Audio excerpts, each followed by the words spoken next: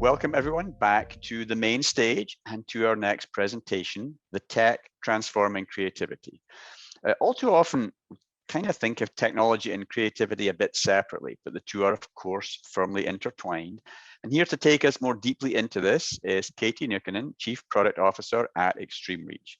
And don't forget to type your questions into the Q&A box anytime throughout this, and we'll get to as many as we can at the end. Handing over now to you, Katie.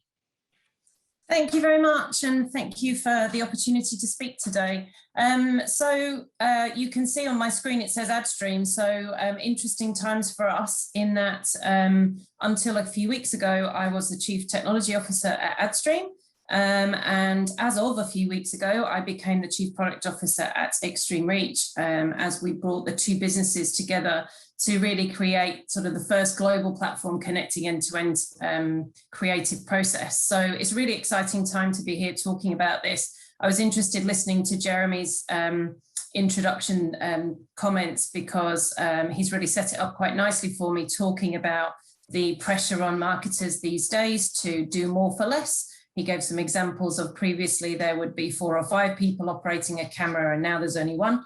And also the expectation of being put under more pressure to be more accountable about what you're spending your money on, budgets going down, and also the complexity and the amount of people and players involved in the creative process. And that's a lot of what I'm going to talk about today, and hopefully share with you how it will be, technology really can work in this space to make things easier for you.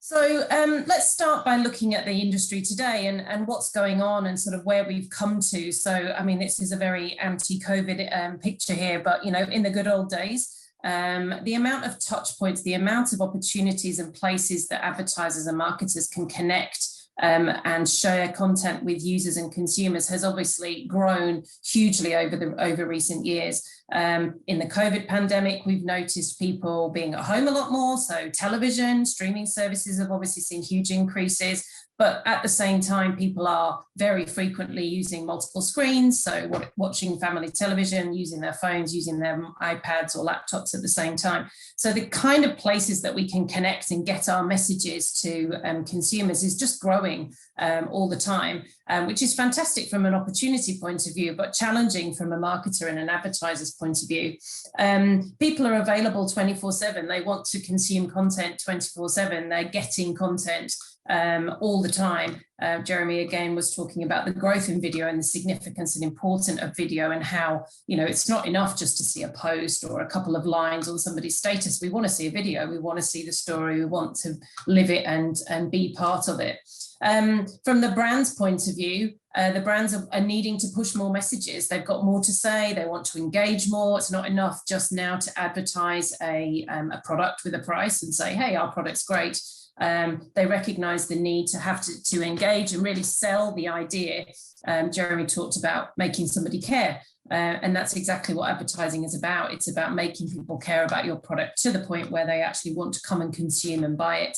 So lots of things changed over recent years, and we expect that just to continue.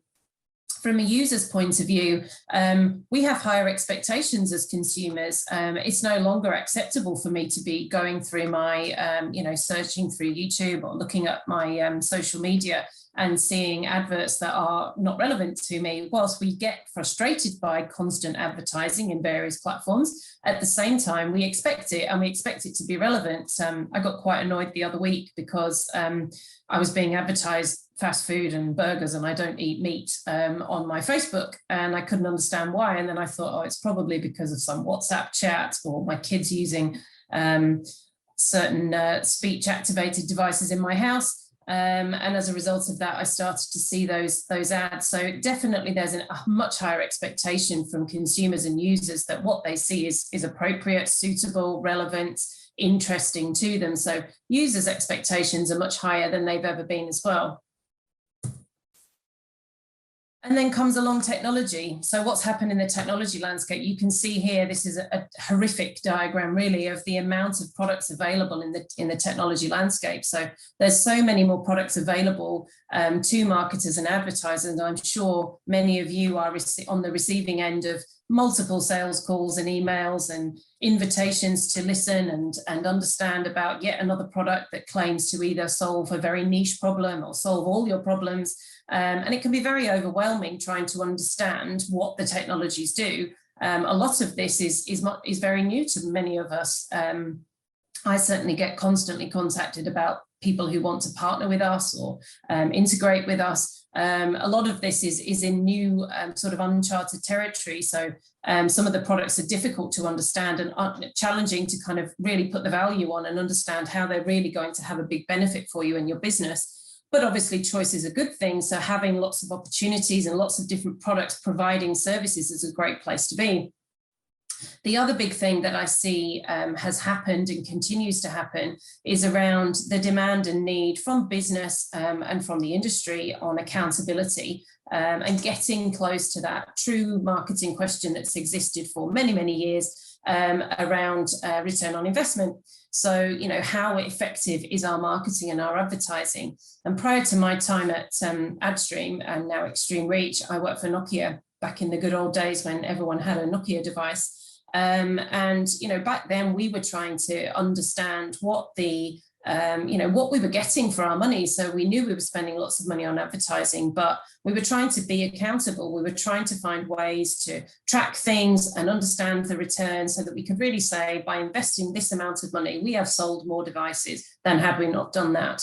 And as I talk to clients today on a regular basis, I still see those questions being one of the most important things that advertisers and other people in their business are asking them to justify and be accountable for. So all of these things, the more sort of touch points, the more ways we want to engage with customers, the higher expectations of customers, the growth in technology and products that are available, and the need to be more accountable just make this whole problem much more challenging. I'm sure that people who joined a marketing role 30, 40 years ago probably didn't have to worry about any of these things. They joined because they were into creative. And there's a whole bunch of other problems that now you need to consider and be involved in. So what are other things that we see going on, perhaps already happened or, you know, likely to happen in the coming years? So in-housing has been a big topic. We've worked with a number of the world's largest advertisers, and we've seen them move away from relationships with hundreds or even thousands of agencies playing very different roles and often complementary, often overlapping roles to in-housing. And whilst, you know, it may well have been successful and perhaps cost-saving and effective in some cases, I think in a lot of cases, those advertisers would acknowledge that actually they had no idea how much complexity was going on under the covers and how much the agencies were actually sort of masking for them. So we've seen the need from those, you know, in-house organizations. They're suddenly being presented with all these challenges that the agencies have somehow just modeled through in the past. So it will continue to happen because in many cases it's a strategic decision. It's already happened in many large advertisers, but it certainly hasn't just solved the problem. It hasn't reduced costs massively necessarily, and it hasn't necessarily made things much easier because you've taken different groups out. What has often happened is you've lost skill and experience and people who know how these things work. So presenting challenges, new challenges of itself. In terms of the media mix, there's less money or the same money, but it needs to go much further. Obviously, you now have to reach all these new touch points. You've got to create content which is suitable for all these different media types, different people around the world, different target groups. We come back to the demanding customers and their expectations of appropriate and suitable and relatable content. We talked about the amount of people using multiple devices at the same time, and they don't want to be seeing contradicting messages. They expect to be seeing sort of complementary messages between one device and another. So that's going to continue to grow as our expectations increase. We're seeing things like smart watches, smart devices, smart appliances in the home. All of those sorts of opportunities will just grow the amount of places that we can engage with customers and share our product messages with customers. So that media mix pictures and diagrams that you see today, I think is unlikely to slow down anytime soon. One that I find very interesting is automation. So in other parts of our life, we see more and more things being automated.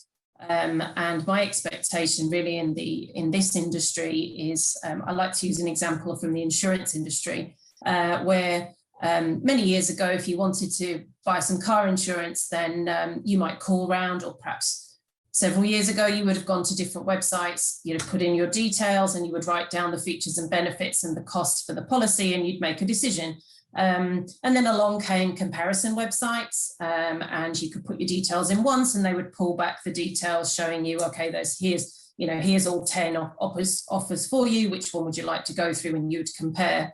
And then several years ago, recommendation engines came into the market, and rather than showing you 10 or 20 or 30 options, they'll just show you 2 or 3, which are the most suitable for you.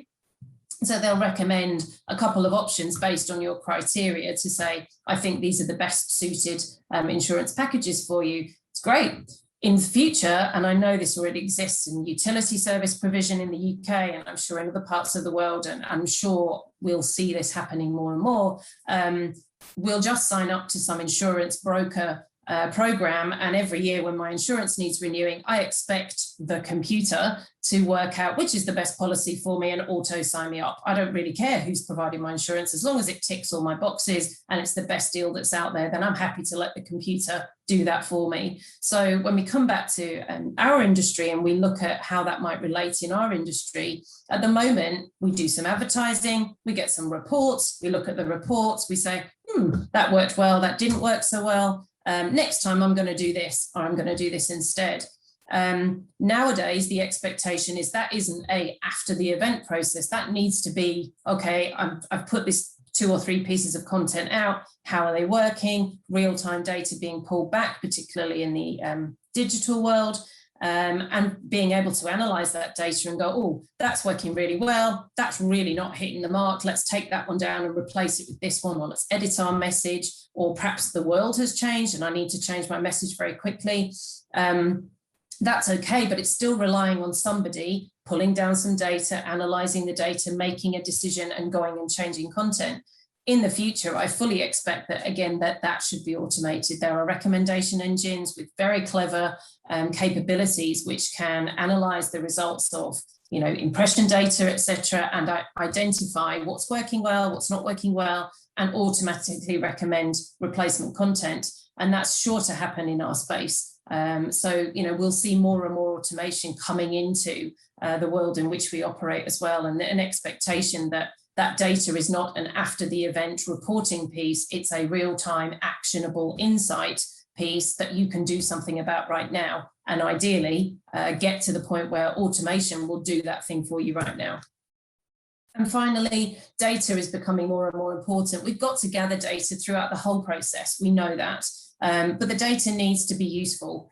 So as I just said, the data can't be about, so here's a long report telling you all the bits of content that went to all these places. I need to know what I'm supposed to do with something. So we've got to gather all the information from the whole way through the creative process. And again, coming back to Jeremy's presentation, talking about all those different groups, all those phases of creative and production, all of those things need to gather data along the way so that when we get to the end, we've got data that we can really do something about.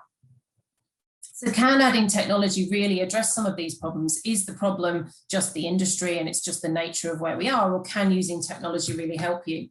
So you need to look at, what other things we want technology to do. So it needs to be agile, it's got to adapt, it's got to pivot. Things are changing all the time. We've got to make sure that anything that we're investing in is going to be able to fit in with a very fast-paced changing industry. Got to think about taxonomy. So when you're buying systems, you've got to think about, there's no point having very complex business metadata or business naming structures or naming conventions for things, and then nobody's using them consistently. So you need systems which are going to help you drive, establish, and ensure standardized naming throughout a whole process, of tagging, so that you can keep things together and actually relate and be accurate with the information at the end. You've got to sort out your data models. You need to decide what is the hierarchy of your business, what is your product hierarchy, again, naming, taxonomy, KPIs and measures, what's the definition of the things that you want to measure and understand, and make sure that those can be consistently used and found and tracked throughout all of your systems. you've got to have a system which will scale, whether you're a global business or not. Your content may well be seen anywhere in the world. So whether you're directly or intentionally contacting certain consumers, you don't necessarily control where that consumer is when they consume your message. So you need to make sure that your processes and your content can adapt and can flex to any kind of global reach in terms of scale or geographical coverage. You need to be thinking about centralizing your workflow. The biggest challenge and the big challenge that that caused brands to want to in-house was about complex workflow and a very decentralized workflow, and the loss of control that brings with it, and the loss of visibility. So being able to pull things together into a simple centralized workflow is really key. And many of the technologies out there will be designed to try to solve that problem and to help you to come to some kind of centralized workflow. And finally, cost savings. Clearly, you want to try to drive some cost savings. You want to stop spending money on admin work. You want to stop spending money on mundane tasks or things which don't add any value, so that you can free up that money to spend on people doing the creative tasks that, that's what people joined the marketing industry for in the first place. So these are the areas where I think technology can help. So we need to be looking for technology to help us with simplifying the complexity. So managing, sharing, creating assets, distributing approvals, all of that sort of thing. Things about talent, very important. So the ability to track and make sure you've got control over the usage. As content is being distributed to so many different channels now, it can easily be lost track of. So being able to make sure you're tracking your content, making sure that content's only being used within the right sort of usage rights, agreements that are in place is really important. So technology absolutely can help in managing both of those areas. So that control and managing the risk of the content that you're putting out there in the market. Freeing people up, so giving people back time to do the creative tasks. So taking away that, mundane admin tasks. Oh, I've spent all day today just reformatting this file, changing one line of text on 100 different pieces of content. Okay, we don't really need a person to do that, right? There is technology that can do that kind of thing. We can make those creative people work harder for us by coming up with more creative ideas and better ways of engaging with customers. And finally, creative insight, clearly an absolute, must have in this world. So, artificial intelligence and machine learning is really changing the world in obviously many ways, but clearly in our way, we need to be looking for, as I said before, that example of using automation to help us identify ways to improve and dynamically increase the reach of our content and the effectiveness of our content. So being able to take all that huge amount of data, make some sense of it and do something actionable, really get to the point where we're getting some actionable insights over masses of reams of data and just reports, which I think is very much the way that people used to operate in the past. So I think it's, looking back at that slide around with all of the examples of the different pieces of technology that are available in different areas, it's very hard to know where to start. It's hard to know what are the sort of most important things you should try to address if you're trying to make a technology choice. So my suggestion really in a kind of quick wins would be ask yourself these questions, and if you can't answer yes to one of these questions, I think you're probably looking at the wrong kind of product. So does the tool that you're looking at empower creativity? Is it freeing up time? Is it taking away tasks that isn't really value adding? So can you free up people's time? Can you free up creative resources to do what they do best? So look for tools that can do that for you. Find ways that the tool can empower you rather than add more complexity, or worst case, become more of a drag by people having to fill in some long, complicated form. Look for tools that empower that creative process by freeing up time.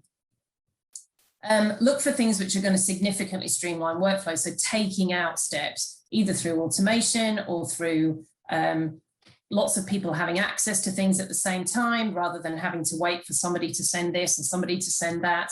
can they speed up the process? It really terrifies me that when I see some of the workflows still in place, particularly in digital, it can take longer to get digital content out of a creative process and out to actually touch customers than it does for linear television at the moment because of poor workflow and complex workflows and supply chains. So look for things that are going to speed up and streamline your workflow. They've also got to reduce risk. So make sure that your brand is going to be protected. Make sure that they're going to be accurate. Again, back to that whole piece about data model and taxonomy. All of those things are going to really ensure that this technology choice is going to help you in those areas. And finally, does it provide insights that you can do something with? Is it going to help you understand better the effectiveness of the creative? If it's not, then if it's just going to give you a whole load of data that's going to be more overwhelming for you, that's probably not answering one of your problems either. Look for something which is going to, at the end of the day, give you something that you can take an action on. So make sure that the team can understand the effectiveness of the creative.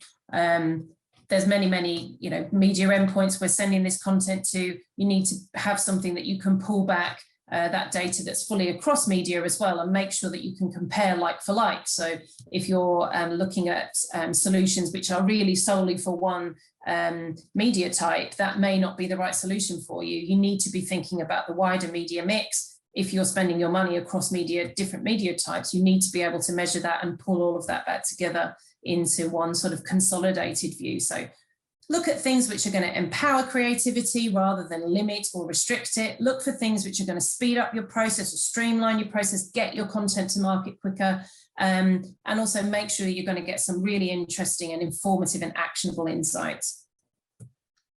So I think it's a really exciting time to be here. You know, the amount of ways we can engage with customers, the amount of opportunities and touch points we have of sharing our message with customers is better than ever. There really are. And as a consumer, I'm sure, we have our moments where we're frustrated by it, but equally, it's exciting. It's great to suddenly be made aware of all these new fantastic things that are available that perhaps you didn't know were available. So there's more ways to connect with customers. There's more things that we can get, ways that we can get our message out. And there's more and more data, there's more and more information available to us everywhere. So we want to get that information because it's really useful and it's going to help us be more effective. But we've got to, make sure that we can do something with it. It can be overwhelming. That holy grail of truly being able to tell you whether the degree of your return on investment is really important, but it's very hard to get to. It can be overwhelming thinking, I've got all these touch points, I've got all this data, what do I do with it all? So try to use technology to simplify what you're doing and not add complexity. Make it make sense of the data for you. The two kind of big takeaways, I would say, make sure it's going to help make sense of data, make sure it's going to simplify and streamline things for you. Make cautious, well-researched choices. There's a lot of products out there. There's a lot of people trying to sell you their best product, their best solution, but take the time to properly research them and use those questions as ways of making sure that they're really going to help your business. But there's great opportunities out there, and the opportunities to improve how you do things and make you more successful are absolutely there. So good luck with it, and thank you for your time. Wow, thanks, Katie. Those ask yourself questions are fantastic. That's something that we should, print out and pin up on our walls. We have time for a couple of questions. Here's a good one. How do you see users' expectations evolving the more awareness we all have about data being tracked and used, and sort of the burgeoning data ecosystem? And because it's not just the data, it's our awareness of the data. It's quite nuanced. Yeah, it's a tricky one because, as I said, my personal feeling is, in a way, I'm kind of glad that they know about me, because then I see this targeted and relevant and interesting content being presented to me. But at the same time, there's a big brother perception, and, there's this kind of view about, what are they looking at? They're listening into my conversations with Alexa. They're checking my WhatsApp chats, so I think it is a fine line. But I think, there are enough security and global kind of bodies and policies and so on in place to make sure that people have the opportunity to opt out of things if they wish to, that there are controls around the way that data moves around. I mean, just as an example, as we're AdStream coming together with Extreme Reach, who are very US centric and we are rest of world, that whole piece is a massive focus for us, because we obviously need to make sure that we're adhering now to global regulations and rules around data sharing and privacy and etc. So I think most technology businesses are very conscious of that and very aware of it. From a personal point of view, I want the personalized experience, so I choose to make myself open to that. But I can see why, you know, some consumers may not. But I think the opportunities to opt out of those sorts of things will always be there and will become more and more as well. Yeah, that's fair. You know, you mentioned standard taxonomy, you know, as a goal. How much do you feel able to start with existing metadata or taxonomy standards like industry standards versus being more effective if you build something custom aligned with your specific world? Seems to be a question that comes up time and time again.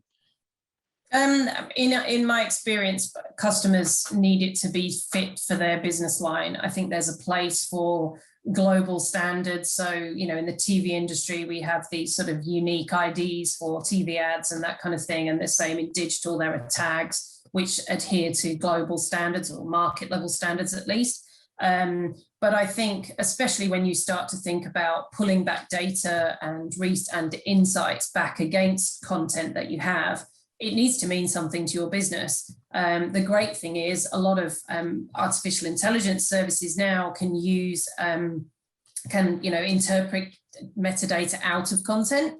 So you just need to worry about your business specific metadata. So, you know, your brand, product, sub-product, product group, whatever your kind of classification, product hierarchy is. And technology can actually auto-populate, well, it's in this language, it's shot in the night time or the daytime, it's got children in, it's got adults in, it's got animals in, it's whatever, you know, automatic metadata tagging can do that for you. So I think even more, you know, adding to the amount of data. So I think there's a place for kind of global standards and that kind of thing, but only on a very limited level. I think the data has to mean something to your organization. It makes it more complicated because it means every business is different, but your data is not going to mean anything if it doesn't relate back to your business.